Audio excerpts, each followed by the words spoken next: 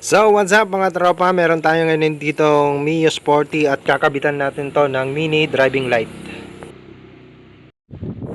So unahin na natin to mga tropa, gagawa muna tayo ng connector. So ito kasing nabili ni boss na mini driving light, wala siyang connector. So gusto niya, natatanggal-tanggal lang siya. Pag tinanggal yung cover, natatanggal din yung connection. So ang gagamitin natin dito mga tropa, yung connector ng CDI ng Lipan 110 or 4-pin CDI, ginawa nating connector para sa mini driving light. So ayan mga tropa, eto na yung kanyang connector, natatanggal-tanggal siya. Yan nagawa na natin. So pwede mong tanggalin yon.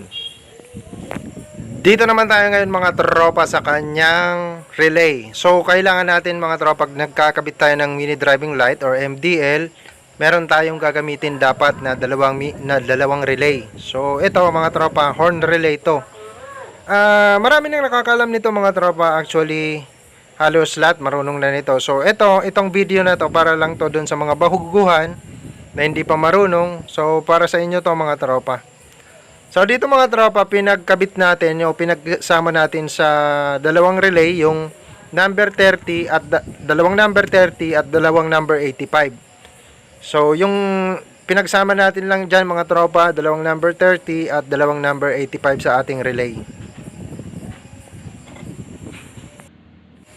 Tapos noon mga tropa, dudugtungan natin yung pinagsama nating number 30 at number 85.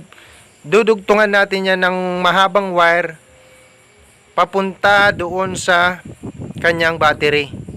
So, pagkatapos nating dugtungan mga tropa, siguraduhin nyo na balutin nyo ng electrical tape. Dito sa may susian mga tropa, dito tayo kumuha ng accessory wire. So, yung kabilang wire lang ang kukunin nyo mga tropa, wag yung red. Yung isa, yung kulay orange, yun yung gamitin nyo na accessory wire.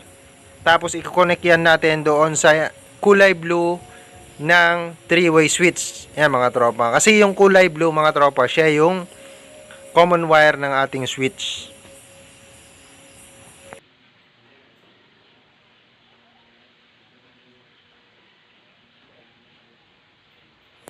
So itong dalawang wire na to na, mga tropa, na natitira, kasi tatlong wire lang yan galing sa ating switch. Ito naman yung high and low. Siya yung magsisilbing high and low.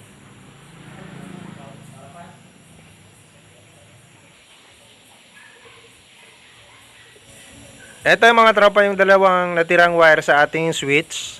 Dinugtungan ko siya ng kaunting wire kasi medyo maiksi. Hindi siya aabot sa ating relay. So ito, ikinabit na natin to mga tropa sa number 86 ng ating relay. So yung dalawang number 86, kasi dalawang relay yan mga tropa, dalawang number 86, tag-isa sila doon sa wire na galing sa ating 3-way switch. So kahit magkabaliktaran yan mga tropa, walang problema yan. So yan mga tropa, na ikabit na natin yung dalawang wire galing sa ating 3-way switch papunta sa number 86 ng ating relay.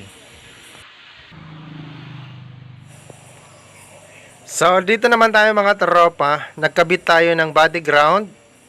Bahala na kayo kung saan inyo lalagay.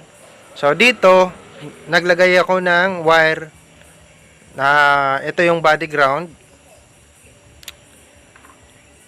at ilalagay natin to sa kulay black na wire sa ating mini driving light. Ayan mga tropa.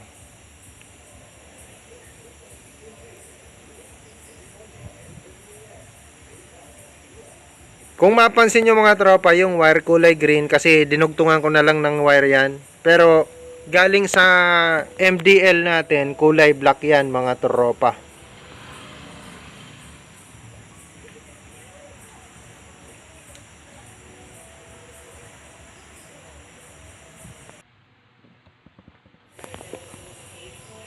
So eto na mga tropa, naikabit na natin yung ating body ground at kinabit natin sa kulay black ng mini driving light. So take note mga tropa, kulay black yan Ito kasi dinugtungan ko na lang to, kaya green yung naging kulay. So yung dalawang natitirang wires mga tropa sa ating mini driving light, ikakabit natin yan, tag-isa sila sa number 87 ng ating relay. So yung number 87 ng ating relay papunta doon sa dalawang wire sa ating mini driving light.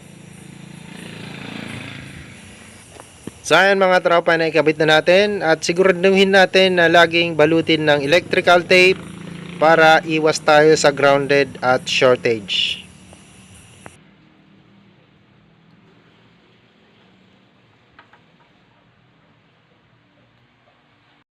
So eto na mga tropa yung ating dinugtungan na wire na pinagsama nating dalawang number 30 at dalawang number 85 mula sa ating relay. Dinugtungan natin ng wire.